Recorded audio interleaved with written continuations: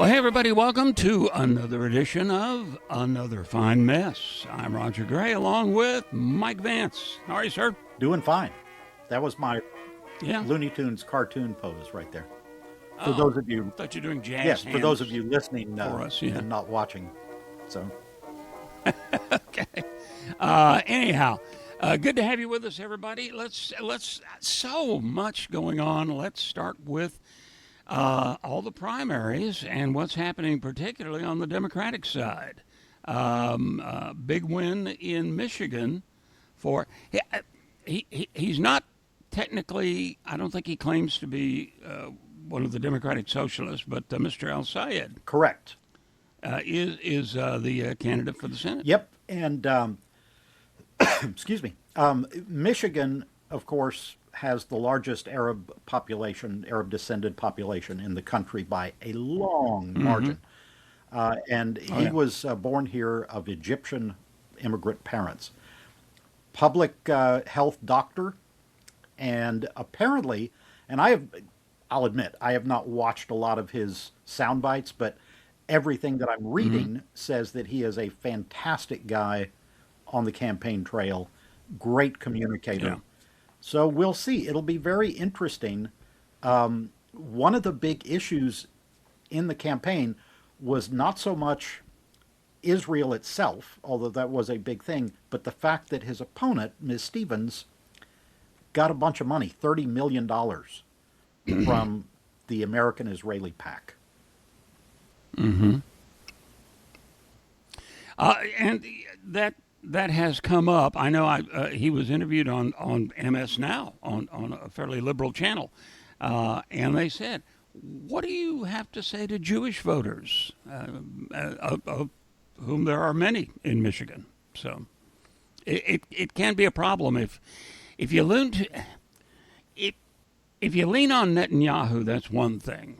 If you lean on Israel in general, in terms of campaigning, it's going to raise some red flags about your feelings toward anti-Semitism. Well, yeah. What was his answer? What did he have to say? Basically, that my problem is with the country's actions, not with the people and all of that sort of thing. But as I mentioned, I think it was Carville who said, if you're explaining, you're losing. You have to make it clear right up front. And good Lord, Netanyahu has made Israel, one man has made Israel one of the most unpopular countries in the world.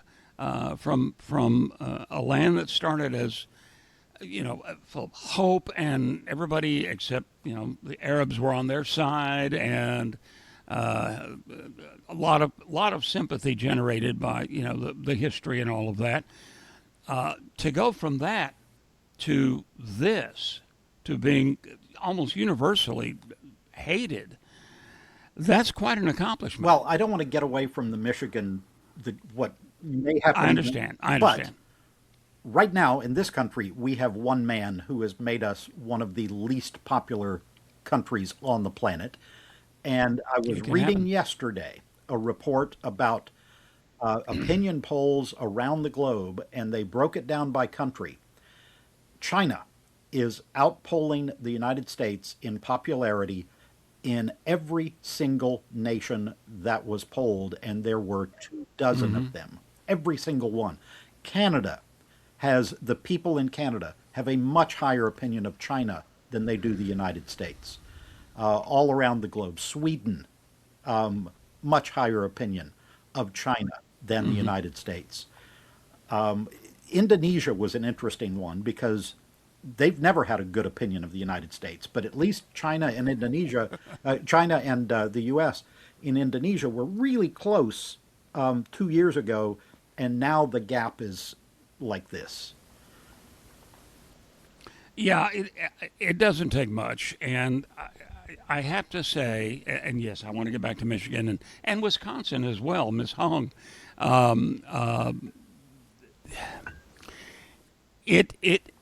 If Putin wanted to undermine America's standing in the world, he couldn't do any better than what's being done right now. Yeah.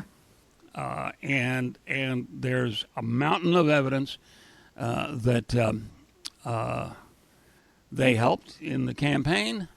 Not necessarily cooperating with the Trump campaign, but they certainly helped. They had a favorite, and they're accomplishing at least one of their goals, and that's a little disturbing. Well, But let's go ahead. I was just going to say the fact that we have done everything possible.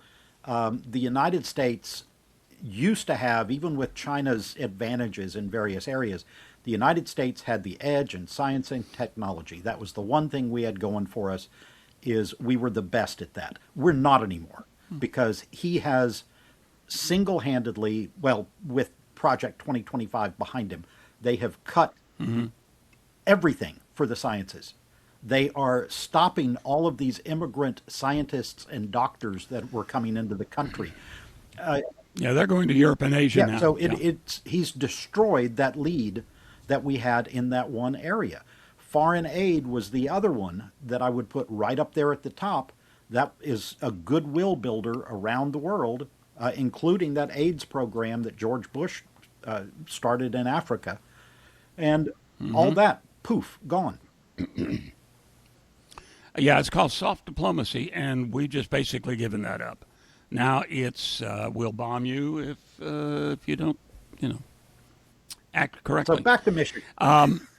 Back to Michigan. Okay, so you got your progressive win there. There is a young woman who is running for governor of Wisconsin nearby, and named Francesca Hong. And Mike, this is what frustrates me, at least, about this new democratic socialist movement, just as it frustrates Carville. They don't understand the practical realities, I think, sometimes of American politics. Most battles are fought between the 20-yard lines. You've got your extremes on both sides. And when you run down a list of things that she prioritizes, Francesca Hong is her name. She is a state rep, I believe. It's stuff most people would say, yeah, help me out there. It's school lunches, it's childcare, it's and on and on down a laundry list of consumer issues that matter to people. Then she'll go into stuff like, we need to eliminate Thanksgiving. Have you heard that one? Well, because it celebrates colonialism. Well, look, really? Look, that is not going to be one of her big. She's not going to run commercials based on eliminating Thanksgiving. So, but her opponents will. Fine. That's the problem. Then she keeps talking about the stuff that's important. Presumably, she will have campaign advisors that are going to steer her in the right direction. Everybody everybody, without exception, has stuff that they wish they had not said. So the opponents always, on both sides, works both directions, are going to attack the things and pick at the things that they think are vulnerability. The key is to not capitalize, not keep repeating them over and over and over, not keep handing that ammunition to your opponent. Like the Democrats have done in the past with transgender issues that, again, honestly, don't matter to most people. But the independents, the polling is clear that the independents do not want to hear about it. So, they need to there talk are about bigger fish to affordability, fry. and I think most Democrats are doing that right now. El Sayed, Well, and that's what they need. yeah, to do. El Sayed in Michigan made a big deal, and it is making a big deal about universal health care, which I think if he can talk about it Medicare for all. Yeah, if he can talk about correctly and talk about the fact that we pay exponentially more in health care with worse outcomes than every other civilized or first world country around the world. I take back that civilized comment, but you know what I'm saying. But Well, we've both been to France, so yeah, you have to qualify. yeah, that. dude, I'd move there in a second. Love France. And that's a good example. Medicare for all, or some sort of a single payer health system, makes so much more sense than what we're doing. And I talked to. I did an interview with a cancer doctor up in Tyler when I was working up there, and he told me, "Do you know how many people I have in the back office that I have to pay to deal with all the different health insurance companies?"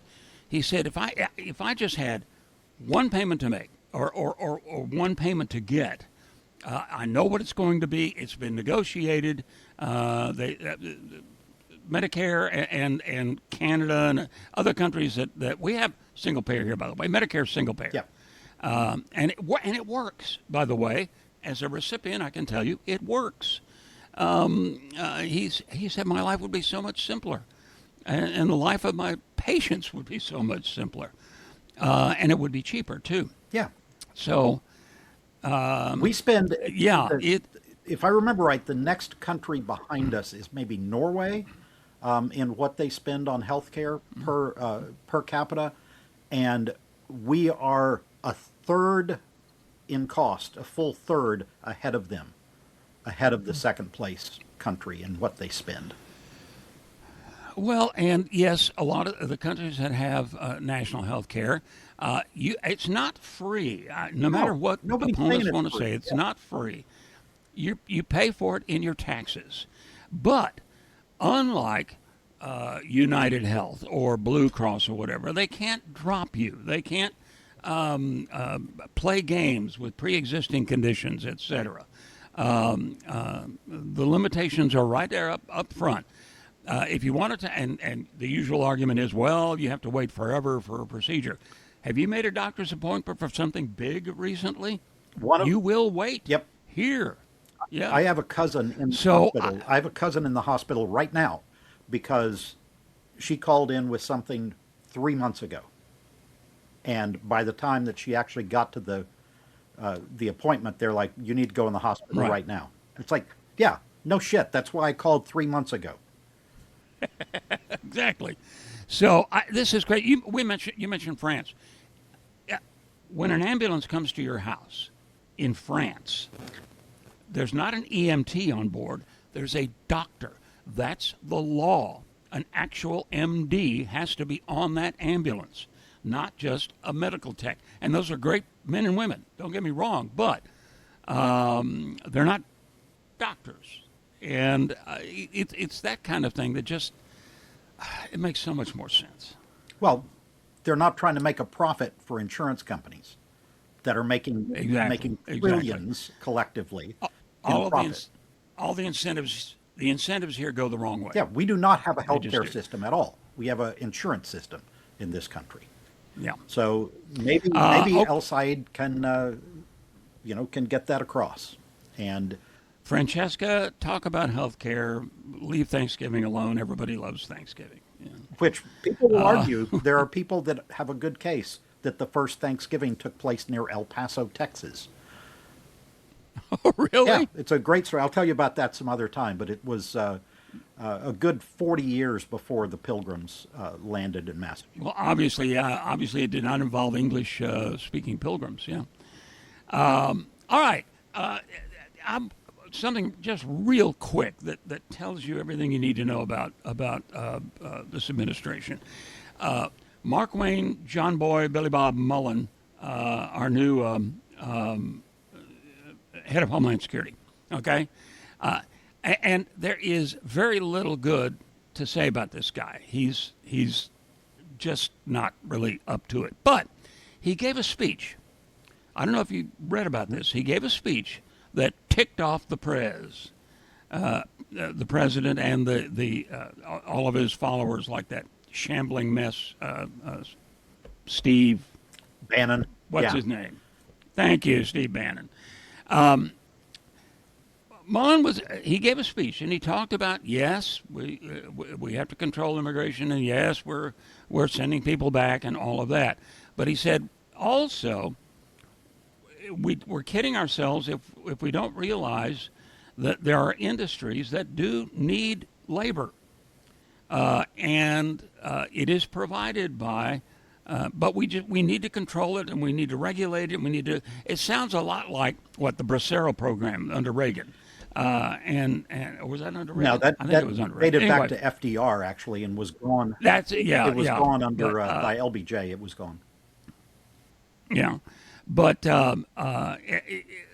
regulate the labor because construction, farmers, the healthcare industry, the service industry, they all depend on immigrant labor, and he made that point, and he caught holy hell for it. Well, Laura Loomer's For lips that, exploded, actually, from what I understand, and killed three think people. Killed three people. Bystanders gone. I know, standing far too Yep. close. But But yeah, a reasonable point like that, even. Mark Wayne is from Oklahoma, and God knows Oklahoma Yeah, is not Texas in any way, shape, or form.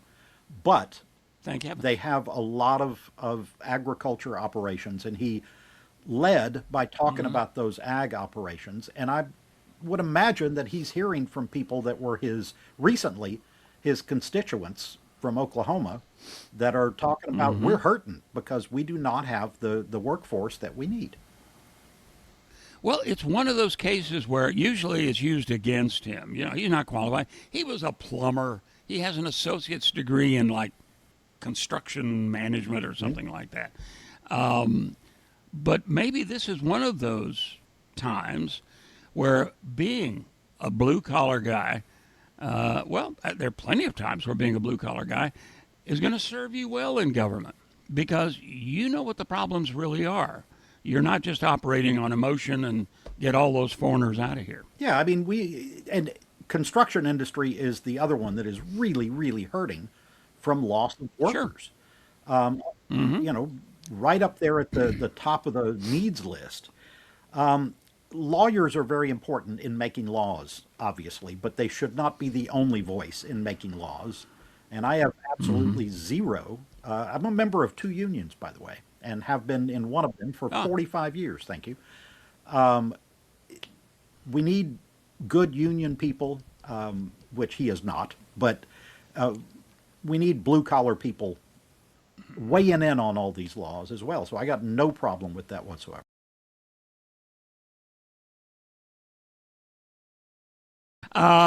we're out of missiles in Iran. You know that.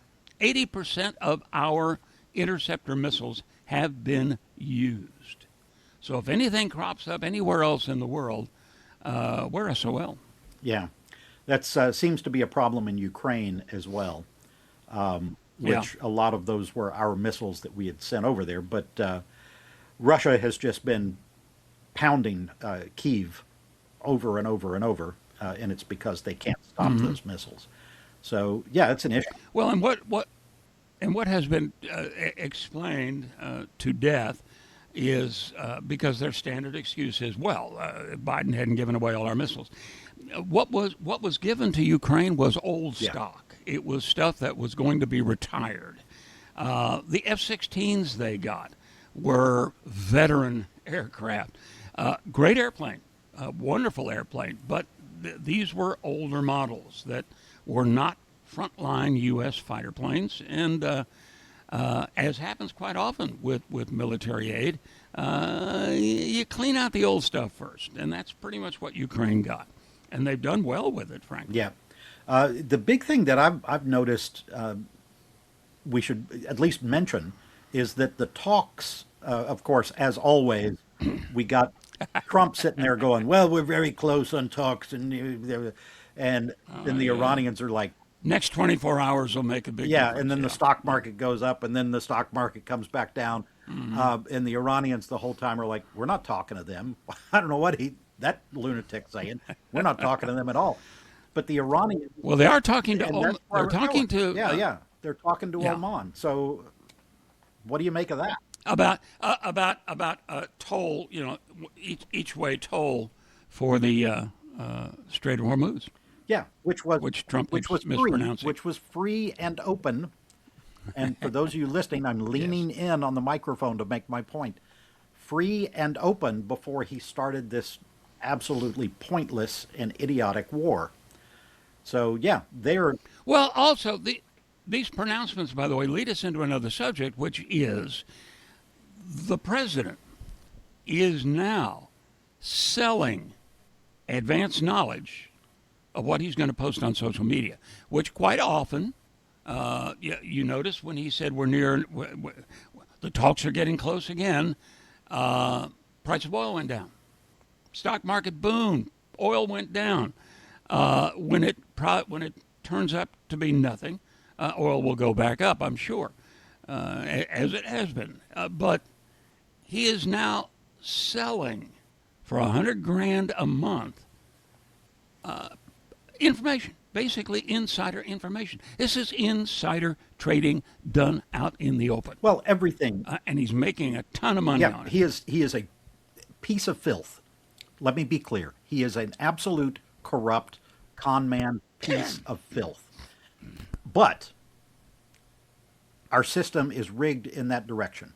Elon Musk announced he is giving $100 million to Republican candidates because his interest, he doesn't want, much like and we're going to get into Todd Blanche and the whole IRS thing in just a second, but Musk, his whole idea behind cutting all these government programs was cutting the programs that were investigating him over the trillions of dollars that he has, hundreds of billions of which came from the United States taxpayers. So, he's putting SpaceX, yeah, EVs, etc.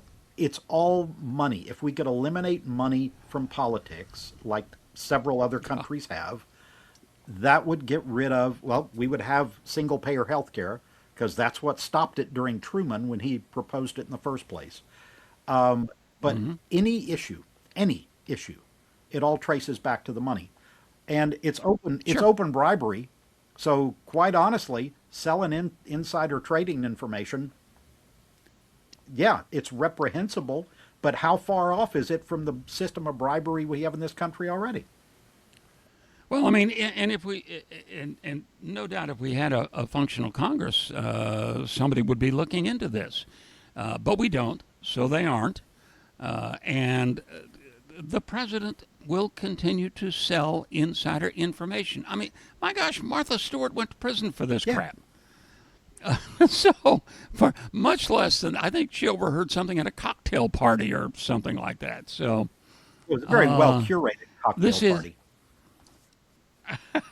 yeah, no doubt. So this will just go under the radar. Why somebody, if we have all of these liberal news outlets, so they claim, why is somebody not raising the roof over this? Well, it's the fire hose effect. It's the throw out so much stuff that you're not going to pay attention to what really matters to him, and that is stuffing more money into his pockets. Todd Blanche, speaking of stuffing Yes, more money into the president's pockets, stuffing money. Yeah. I am fed up with anybody claiming that John Cornyn or Tom Tillis somehow grew a Yeah. spine. Number one, as we talked about last week, it didn't matter because Blanche could continue as the interim forever, and it just didn't matter. But this IRS deal that they have signed off on, which is no legally binding document to begin with, the weaponization fund, he said, "Yo, we're not going to do that." Okay, well, he put that in an email or scribbled it on the back of a cocktail napkin. It is not a legally binding document. He could turn around and immediately start that up again. They can write those checks to all the January 6th rioters without calling it part of any fund. They've already done some of that, paying off his cronies. But the IRS thing is just ridiculous. He is getting the only thing that they have allegedly stopped is future audits. There was one already pending that involved $100 million, but they have made, by all estimates, between $2 and $4 billion.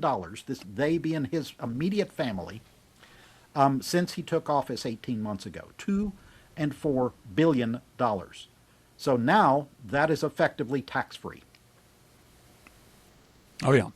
Well, also, all of this began with a lawsuit over an IRS leak. The fact of the matter is, there was a big IRS leak, and I forget the year, that involved lots of taxpayers. Thousands. Their information, yeah, got out. Nobody else is suing the IRS that I'm aware of. Excuse me. There were a couple of companies whose information, large corporations whose information got out. They settled for, I think, an apology, and I mean, nothing like Trump asking for $10 billion. This was a scam from day one. It was set up as a scam, Yep. and it was organized by lawyers that probably included Todd Blanche acting as a Sure. personal lawyer to begin with. So, the hope that will probably never be realized is that someday he will go to prison for this kind of ridiculous bullshit. Yeah. By the way, Janine Pirro is in trouble. She did not ultimately prosecute the man accused of messing with the reflecting pool. As a matter of fact, she made the unforgivable announcement that yes, the problem wasn't vandalism, it was improper installation. Yeah. So he yelled at her And for the telling case the was truth. dropped. Yeah. So, Yeah. And now she's apparently on the ragged edge of being fired. that wouldn't hurt my feelings at all. But on the other hand, I understand. when is somebody going to go after the man who committed vandalism by tearing down the East Wing or ripping up the South Lawn? Yeah. Indeed. Real quickly, we have fires burning everywhere. The president wants to get revenge on Canada with tariffs. Meanwhile, I told you before we started, I talked to my daughter who lives up in Washington now. She said the Canadian smoke it had pretty much cleared away up there, and now the fires in Washington. She said, this is the worst I've ever seen. Well, who's he going to blame for this? Who do you punish for this? Except Washington's a blue state. Well, Yeah. when California had all their wildfires, it was because they weren't raking their national forests. So, And by the way, we should point out Canada sent firefighters and equipment to help California. And the actual comment from the minister in charge was, "That's what neighbors do." yeah. I want to talk about something else he's dismantling, and that is Head Start program. Yep. There is apparently an administration for children and families, and I'm assuming that's somewhere in the Health and Human Services department up there.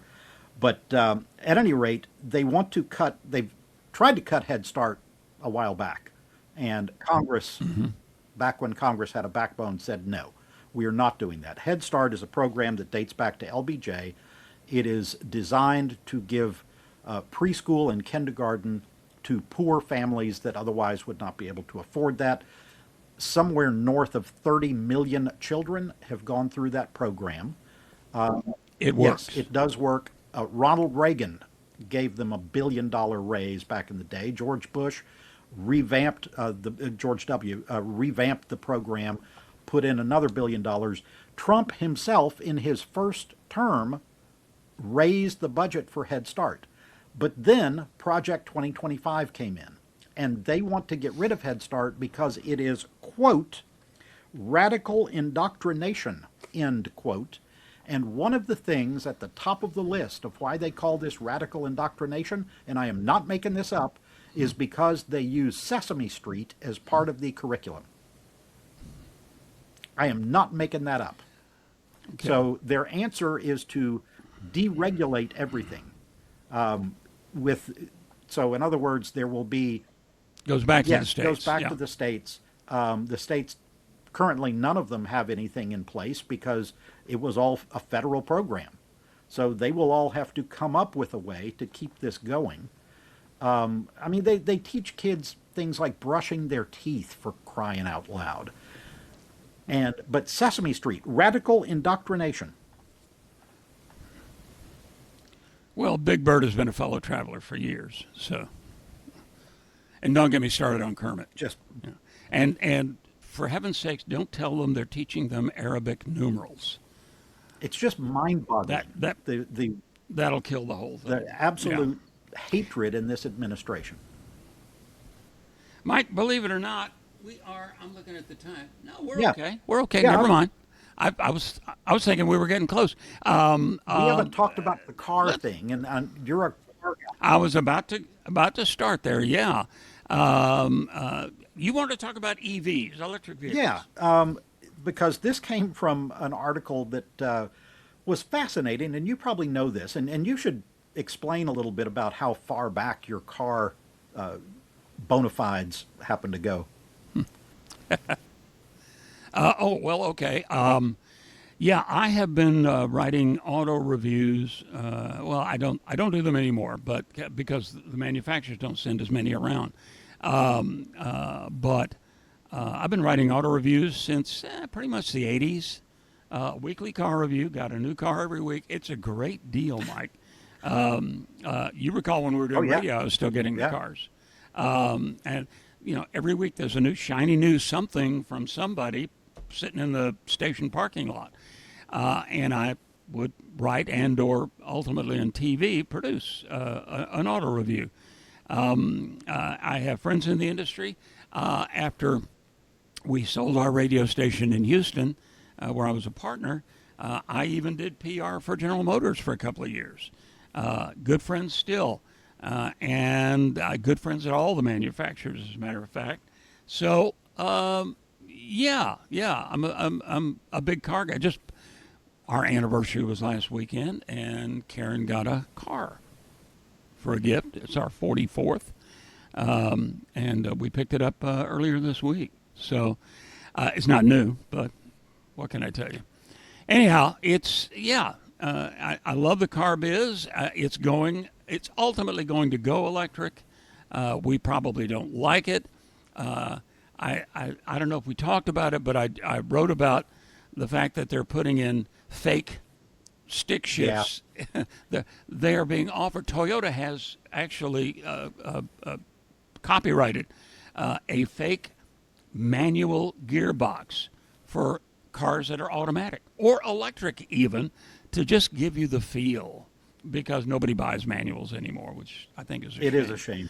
shame. So Detroit, But yeah, Detroit, because of regulations that went back before Biden, they went back, started, I guess, under Obama, to move manufacturers, American manufacturers, into electric vehicles. And I don't know how far back the mileage goals go, but I think that it seems like, oh, they go back to the yeah, that's, 70s, back to the embargo yeah, and all yeah. of that. So that started probably Carter, I would guess. And that's where a lot of the safety regulations, seatbelts, and all of Yeah. that began. Yeah. So Detroit had been building up this electric vehicle footprint. A lot of them were what apparently the industry calls ICE cars, which is taking Internal combustion so engine. Yeah. taking those existing vehicles and just turning them into EVs. But they had come up with several designs that were starting from scratch, brand new electric vehicles. And they have backed away from all of those because of this administration gutting and in some cases flat getting rid of those requirements that we move in that situation. So what has that done? Well, they also, to be fair, they also got rid of the monetary incentives. They For got they buyers, got yeah. rid of the rebate, yeah, for buying a clean Yeah. car. So all of this, what that has done globally is China, again, China, that used to be hated. 75% of all the electric vehicles sold in the world are coming from China. So what is that doing to American manufacturing? 5% are coming from the United States and presumably all being sold in the United States. Mexico, that used to buy a lot of American vehicles, are buying, going up every year, but it's currently 15% of their vehicles come from China. Yep. So the gap, Canada, Europe, yeah, everybody. Yeah. the gap between Chinese auto manufacturing And what the U.S. used to be able to do has widened greatly. For somebody talking about, oh, we're going to bring back American manufacturing, he's decimated the auto industry, absolutely destroyed it. And as you said, we Well, know we're getting there eventually. yeah, because there will be more enlightened administrations that understand the climate is changing. Look at the summer we're having. Look at the, and yes, we've had bad summers before, but this is now a constant. It's a constant pattern. It doesn't matter whether it's an El Nino or a La Nina year, it doesn't matter. It's miserable. The fires are out of control all across North America and now Europe. Holy cow, half of Europe is on fire right now. And they're not nearly as air conditioned as No. we are. So it's a recognition of what's going on and what the contributors are. This administration wants to take us back to the 50s when we burned coal to make electricity and our cars just cranked out CO2. And okay, I love old cars as much as the next guy, maybe more, but I would like to think that somewhere down the road, your grandchild is going to be, is it a boy or a girl? I'm trying to recall. I've one of each, actually. Oh, okay, okay. Well, the girl is going to get picked up for a date in an electric car. Well, beyond that, That's we're talking about jobs right now. yeah, You know, we're talking about yeah. an entire industry that got bailed out once in what, 2008, I think that was, when Yeah. George W. Bailed him out. W and then Obama. Yeah, So, well, W started the whole thing right before he left, he did. before the election, He did. early that year, and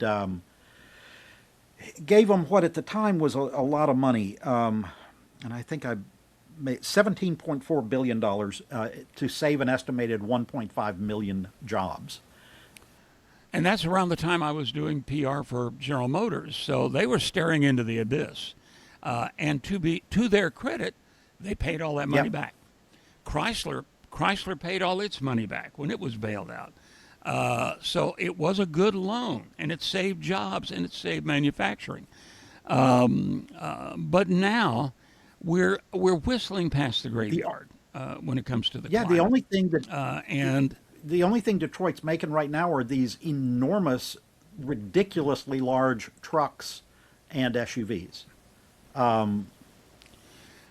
And Trump is upset that the Europeans are not buying nearly as much of our stuff as we buy theirs because we buy Mercedes and we buy Jags and mainly we buy VWs and so forth. Well, put a Ram pickup on an English city street, it won't fit. You'll be rubbing door handles with cars parked along the street. I mean, our stuff isn't made for countries like, members of the Yeah. EU, or Japan, or and so China is now cashing in on the stuff we're ignoring. They are building more. They have more wind power than maybe any other country. They do. And solar generation. They invested in it. They invested in EVs. BYD, which stands for Build Your Dream. By the way, that's the car company. They are the top EV maker in the world, and they're exporting them, and people are buying them, and they like them, and they're Here's cheaper. the last. They're like 20 to 25 grand. Yeah. Here's the last number I'll throw at you. I will say, by the way, I have a cousin in Italy, in the little our ancestral town. He has a full size American pickup because he loves them. And talk about something that looks Well- totally out of place. And believe me, it's the only one in the province of Molise. So in 1965, Americans drove 92% American-made cars. By 2015, that had dropped below 50% for the first time ever. It was down to 46% American-made cars. Today, 33%. So only a third of the cars that Americans are driving are made in the United States.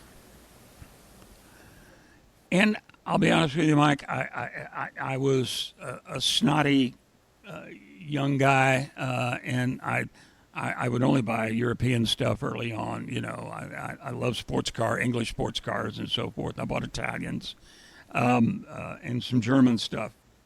But I'll be honest, I I kind of believe in buying American. I mean, buy what you want, but still, these are your neighbors. Some who was Pat Buchanan actually said to me once in an interview. He said, "If you were going to start a business, who would you hire first? You'd hire your family, and you'd hire your friends. You look after people that matter to you, and it would be nice if we encouraged our American auto industry to step up the competitiveness with foreign made. We're falling behind again. We caught up on the quality front quite a while back, to be honest. American manufacturers make good stuff, but we're forgetting where the world is going. Well, we're not. And We weren't forgetting it, but they have been deliberately taken off course. So it is yeah, creating a car crisis that didn't have to happen. there you go. We'll wrap up that on this, and it's time for Mike's weird historical fact. Yeah, and I wanted to talk. I got to this place. I collect sports stuff, and there Mm-hmm. are three items that I will probably never get because they are way too expensive for my tiny little budget. And that is autographed cool items from Satchel Paige, Babe Ruth, and Jackie Robinson. And I went down this little Jackie Robinson trail earlier today, and it reminded me of what I want to do for this. I have an autographed baseball by Don Newcomb, by the I way. have several Don Newcomb things, which is, Okay, great guy, great story. In fact, great picture. I have a cool letter that Don Newcomb is writing about the importance of staying in school, which Ah, anyway, neither here nor there. Jackie okay. Robinson, when he broke the color line in baseball, it's hard to overstate, it's impossible to overstate how important that was for the nation. It really kind of gave cover for Harry Truman to desegregate the military a couple of years later. And Jackie Robinson was a civil rights icon, and then he wasn't. And the reason he was not is because he backed Richard Nixon in 1960. And Okay. he was convinced because JFK, who, another thing that I will happily talk about forever, overrated as a liberal, JFK did not really talk to Jackie Robinson about things that he wanted to do for civil rights, but Richard Nixon did. He actively wooed Jackie Robinson. So Robinson supported Nixon. It caused this rift. Jackie Robinson and Malcolm X had a major war of words that got pretty heated at times because Malcolm X was basically calling Jackie Robinson an Uncle Tom, of Mm-hmm. all people, Jackie Robinson. And so Yeah. Robinson stuck with the Republican Party and went to the convention in '64 when they nominated Barry Goldwater and left, by his own account, humiliated because of the racist stuff that they were spewing out, sometimes directly at him from other delegates. And it's a sad story, but it's one that's kind of forgotten from history. Today, Jackie Robinson is back to being the revered figure Mm-hmm. that he should be. Yeah, Trailblazer. as Yeah. this pioneer. But there was a period there in the early '60s that the black community had largely turned its back on Jackie Robinson because they thought he had turned his back on civil rights, which he never did. He basically painted it as he got duped, he got Yeah. played. Well, look, Nixon was in many ways a miserable human being, but Nixon forged our first breakthrough with China. Nixon created the EPA. Nixon EEOC. Right? Am I right about? If am I Yep, remembering and that I think the correctly? Fair Housing Act Um, passed. It had been started under LBJ, but it passed under Nixon. Yeah. So, a broken clock is right twice a day. So, there we go. Michael, thank you, sir. I appreciate it. We're running way over. And thank all of you.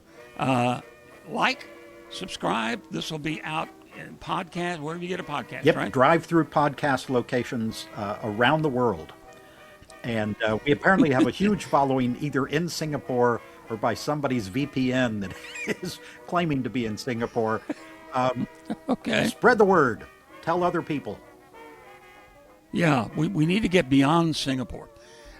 Thank you, everybody. Appreciate it. And we will see you next time for another fine mess.